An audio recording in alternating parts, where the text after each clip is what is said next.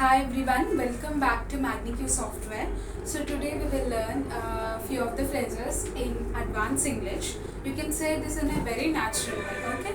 So the first thing will be like have a think about something, okay? What does it mean? Obsession with it, like when you are very much interested in some of the work or you are very much interested in some other fashionable things, there you can use this sentence like have a think about something. This word, like this complete sentence, you can use over there. I'll give you one example for that. I have an obsession about photography.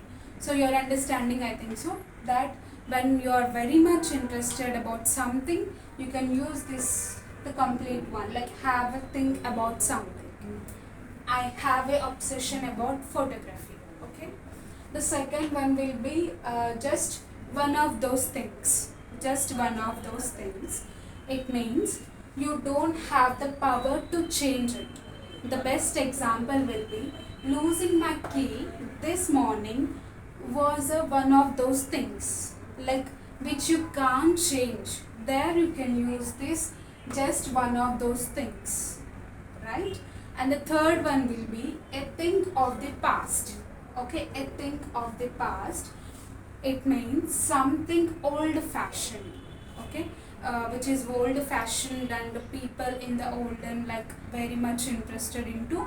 There you can use a thing of the past. Okay, the best example will be searching on a Google will be soon a thing of the past. It means like nowadays we have a A1 chat GPT.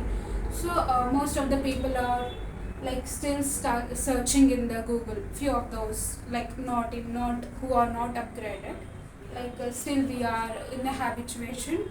They're still searching on the Google. So there you can use that a thing of the past. And the fourth one will be the in thing. The in thing. What does it mean? It refers to something fashionable and trendy. Like fashionable and trendy. So do let me know in the comment section what is a in thing nowadays. Thank you.